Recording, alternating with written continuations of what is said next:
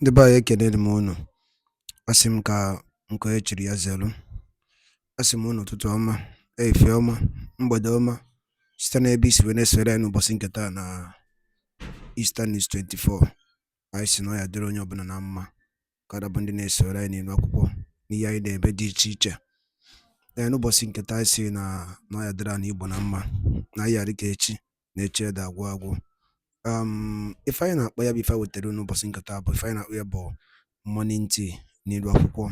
Ihe a bụ gbasịta maka ya bụ ihe na-eme na obodo anyị nọ n'ime ya, ana gbasịta maka nwere onwe ndị Igbo na-azọ. Dịka o si dị, o nwere ihe Biafran Prime Minister kwuru n'ilu akwụkwọ nwetara unu ka unu ga ya bụ ife, unu ga-esi ya bụ ife na tinye alụ nke unu ife unu chere gbasịta maka ihe ndị a niile o kwugasị n'ilu akwụkwọ dị iche iche n'ụbọchị nke taa na morning tea. Dịka ị na-ege ya bụ ife, dropkwara your own comment n'ilu akwụkwọ, ọ dịkwa nnukwu mkpa. All right, over to you, sir. We have seen the paradigm shift in the course of this event of the liberation of Biafra people. As we continue to see the upsurge in the Usman Danfodio conquest, the expansionists are at it again, doing everything to infiltrate our land with repentant Boko Haram. This move will be resisted by the Biafra people and its forces. We have seen on social media several people who have condemned one way or the other the liberation and the manner and the way we are fighting for our freedom. Today, many of them are on social media shouting, oh, everybody should come and see what is happening in Imo State. Everybody should come and see they are bringing Boko Haram. And I want to let them know today that there is no hope in those they are shouting and trying to call their attention. The only hope they have remain the Biafra government. Remain the government they have castigated. The only hope they have today to resist the importation of terrorists by Hopu Uzodinma and his gangs remain the Biafra Liberation Army. The only hope they have remain the Biafra de facto government in the homeland and the Biafra Republic government in exile. Without us, they are doomed. Without us, they are gone. And of course, we are not fighting for these few people. We have already secured 50 million vote. 50 good million. Therefore, people has given us the mandate when they have lost hope on Nigeria, and they say the Biafra government led by myself, Honorable Simon EKPA, go and fight for us and make sure that our land is safe, secure for our children and women. And that's exactly what the Biafra government is doing today. I have watched many of them shouting on top of their voice, trying to create awareness, and of course, nobody will listen to them. We remain the only hope that you have. You know this at this point, and if you don't know, you are going to know later. To this end, my fellow Biafrans in the United States, a lot of these same people who are now looking up to the government of Biafra to come and save them from the hand of the Nigerian terrorist state. I would like to educate Biafrans who are yet to understand the approach we are using, the defense and defensive approach, which a lot of people understand as violent agitation.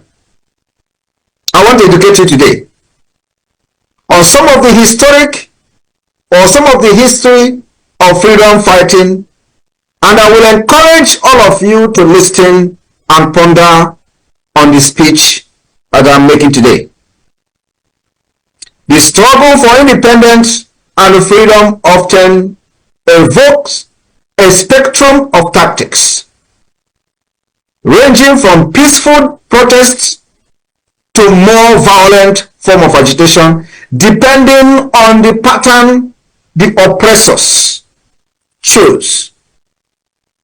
While the peaceful movement can inspire significant changes, History has shown that in certain contexts, violent agitation has sometimes proven to be more effective in achieving independence, especially when the oppressors are leading the violence. Like we have today, Nigeria leading the violence against Biafra people, while the oppressed are defending themselves ruthlessly, just like we, the Biafra people, have chosen to defend ourselves ruthlessly against the Nigeria war crime, against the crime against humanity that Nigeria has been perpetrating against Biafra people for decades. As this has become the choice of Nigeria terrorist state, and Biafrans are defending themselves, this I want to explain the dynamics between these two approaches. And I want to give some historic example that could illustrate the complicities involved.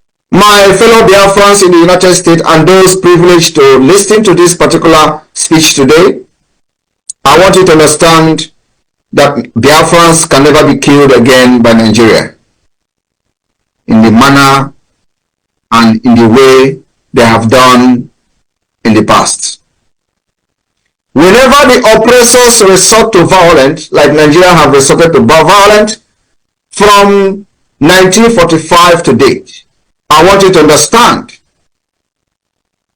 and I want us to know the efficiency of violence agitation from a historic perspective. How many people who faced even lesser than what we are facing today have defended themselves and used violence to get their freedom.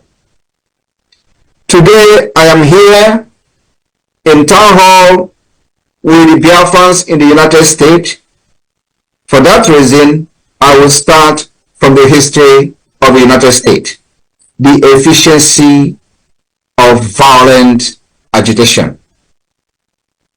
The American Revolution of 1775 to 1783. The American colonies sought independence from British rule through a series of escalating conflict.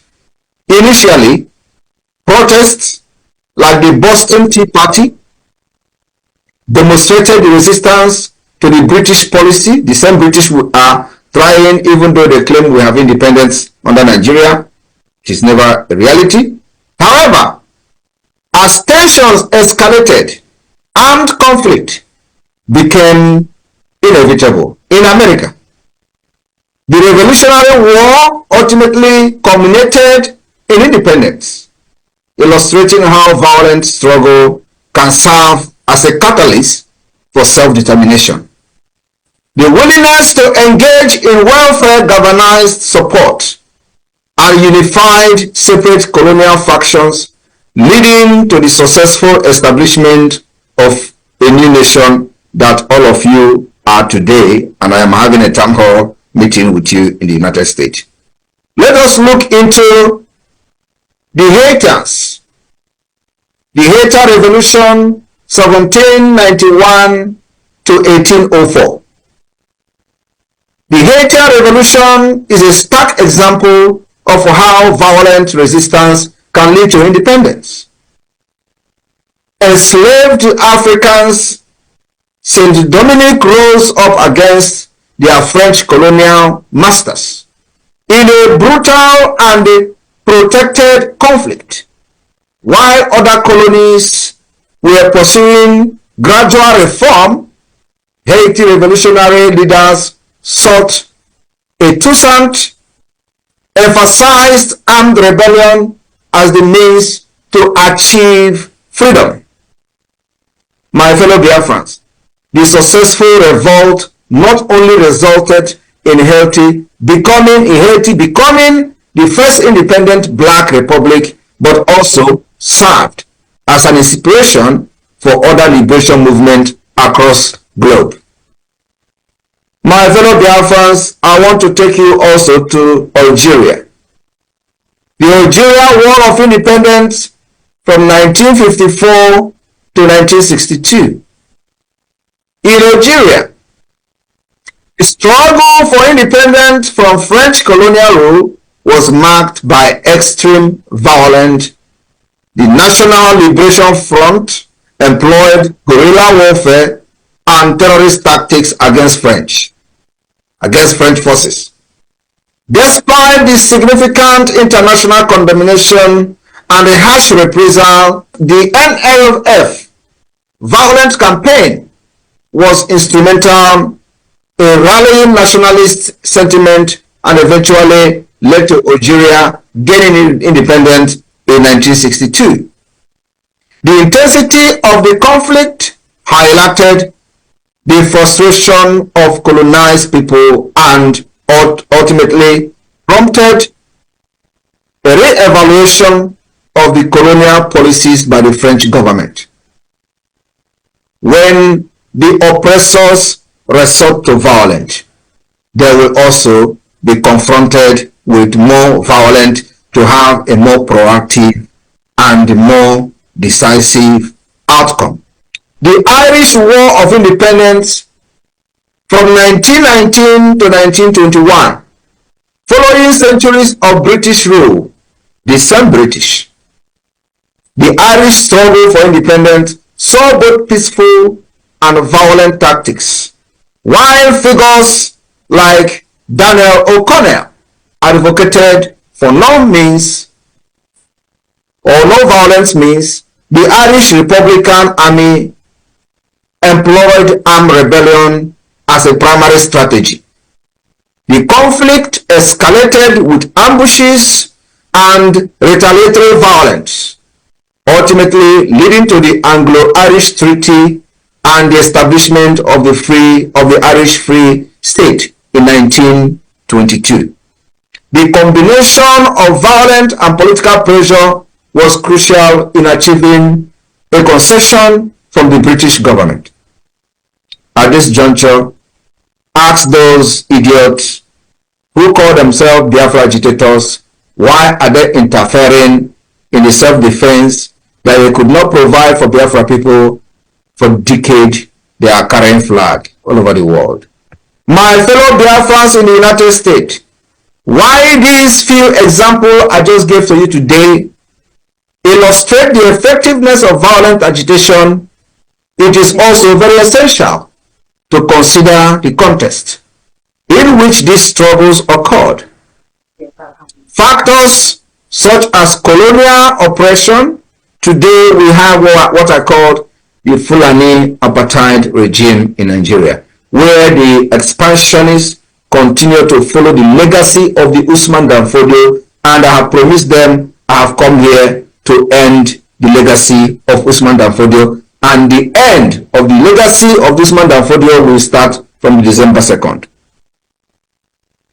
These factors such as colonial oppression, social injustice, and lack of responsive governance often participated the turn to violence. In many cases, peaceful protests had been met with repression, leaving group with few alternatives. That particular one Biafra has witnessed for decades. Today, Biafra government, we are doing the talking. We are not only talking but doing it. The relationship between violent agitation and independence is complex sometimes and multi-faced. And that's exactly why we adopted what I call the multi-dimensional approach. Anywhere you come, we are there. If you come with peace, we give peace to you. If you come with violence, we give violence to you. If you come with diplomacy, we give diplomacy to you. If you come with political approach, we give political approach to you. If you say it is a political solution, we give political solution to you. While peaceful protests have historically played a significant role in social movement, Biafra has moved on from peaceful to a defensive with arms.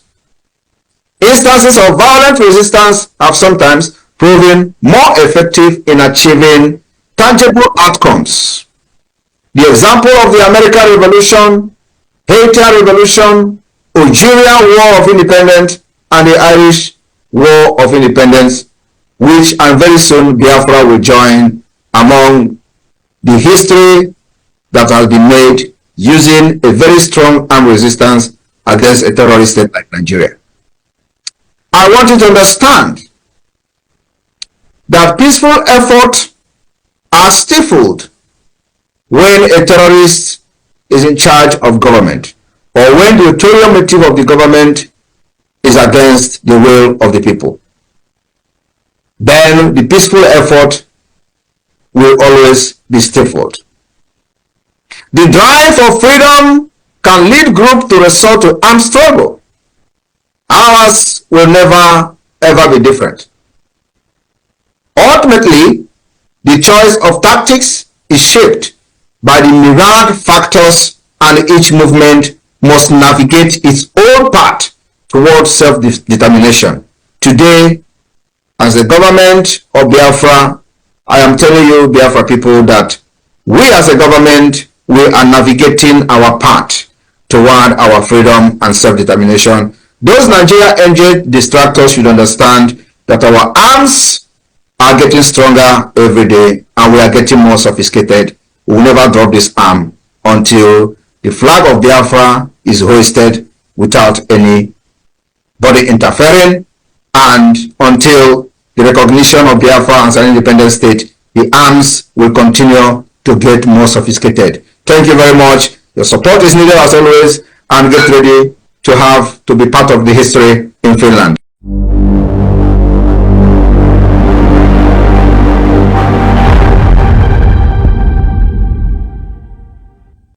ụmụnne m bifo ya gaa n'elu igosi na ya bụ ihe ndị ọzọ fọ n'iru akwụkwọ, biko ọ bụ na nke a bụ ụbọchị izi gị na-esoyela anyị, ka barụ ka imetụ aka na subscribe button, turn on notification ebe ese bell. Ọ dị nnukwu mkpa tupu anyị gaa n'elu igosi na ya bụ ihe ọzọ fọkwa anụ. All right, over to you, sir. To us, when you want to go and they have to ask you, where is your map? What have you done? We have even gone as far as conducting self-referendum. In the self-referendum have recorded sources. It is not only that, we have been able to hold Nigeria in a very, very tight corner. For the past 3 years, the Biafra people have given vote of no confidence by every Monday sit at home to every representative of Nigeria in Biafra land. So we have been able to delegitimize Nigeria using multidimensional approach. So what I'm trying to say here is that do not let anybody to bring you back to the age of the stone, thinking that Biafra struggle is for a family or for a certain people. No, it is not. We are only here to make sure that the promise we made to our fellow human being and our leader, Mazen Ambikano, that we did not break that promise. And we continue to stand on this promise till he comes out. And if he did not back down on Biafra, we will continue to stand on the promise. But the good news is that, like I said, he is going to be released in a very historic way. I want you to listen to what he said in the last court. He said the persecution of Ndibo will end with him because he knows what is going on. He knows that the end has come. He knows that we are going to be the end of this whole thing. He knows that by the time we finish with Nigeria, we are going to hand over freedom to our new generation. And that is where the whole persecution of Ndibo ends. So if you understand that word very well, when I told you I am going to take word, I take word inside the heart of Mazen Ambikano, that thing he said in court actually have, vindicated me, because it is in line with our thought, it is in line with everything we have said in this process of liberation. And of course, those who have been the criminals killing our people, he talked to them as well. You remember when our people were carried, when they pushed our commanders in healers, and they will drive them across Biafra land. They have killed this one, they have killed baby this, they have killed that. You remember how they have killed our people. So he was talking to the criminals who are making kidnappings and killing our people. You know that there is the one they call Madubugo, who was the commander of ESN. That one is gallivanting in Abuja. He lived in government house. So that one was part of the kidnapping ring of Ifanye Jofo. He was into kidnapping. He kidnapped the the former commissioner of utility in Anambra State. This information is public. I called the man's name. It is on social. It is on media. Nigerian news reported it. They swore oath with this man, and they were collecting 30 million. I have called on this man to come out and deny what I'm saying, if it is a lie. They swore oath. They kidnapped this man, give him oath in the bush, and release him after collecting ransom. This Madubugu. And today, with my exposition, maybe the man may have gotten his freedom of paying them 10 million every time. When Mazi Nnamdi Kanu was kidnapped newly in 2021, this man was the one sponsoring them sponsoring a Ejiofor going to court in Abuja, just for formality. Every time that is court, this man will give them 10 million. And he give this 10 million to Madubugu. Madubugu will take cash and go to Abuja and give Ejiofor 3 million. I have every information. So now, this man, I have challenged Soludo. Your commissioner was kidnapped. Can he come to tell Biafrans or Nigerians who believe in Nigeria, who kidnapped him, who gave him oath? I already told him that oath they gave you will never do anything to you. And of course, which I believe he have realized by now, because I don't believe he's still paying them after the exposition. So now, Mazi Nnamdi Kanu was talking to people kidnapping people in Biafra land. He is talking to them. Today, ask yourself, why is that Madubugu, who was this ESN commander, is no longer going to the court to kiss Mazi Nnamdi Kanu? That is the question that everybody should be asking. They were the one who goes to the court to kiss Mazi Nnamdi Kanu. Why is he no longer going to the court? He was talking to those criminals. But you know what they do? They say, oh, he was talking to Samuel Ekpa. What is Samuel Ekpa a kidnapper? Fighting Nigeria government, Nigeria terrorist government, fighting the army who comes to kill our people, who killed the IPOB even when I was not in Biafra struggle. These are the people that our guns are against. And they know that very well. But because they have collected money thinking that will stop me, and they have not stopped me for the past 3 years. And here we are, surging ahead into the declaration of independence state of Biafra, the redeclaration and restoration of independence of that Biafra, and all of them are running mad. So my people in the cabinet, I want every one of you to just beat your chest, shake yourself, clap for yourself, because you have done something nobody else have done in Biafra struggle. You have made a history that nobody else has made. Today, because of you, we have scattered the entire United States Congress, and everybody is now posing with Biafra Charter. They now come to understand what is Biafra. They are interested in knowing more about Biafra, and many dignitaries are hopeful to embrace our convention in Finland, and that is going to be another history from this 29th of November to 10th of December 2024. We are going to make history and be part of this history. Do not let anybody distract you. No matter the propaganda on social media, it is going to increase. Do not let them distract you. Be focused and focused and focused. Thank you very much.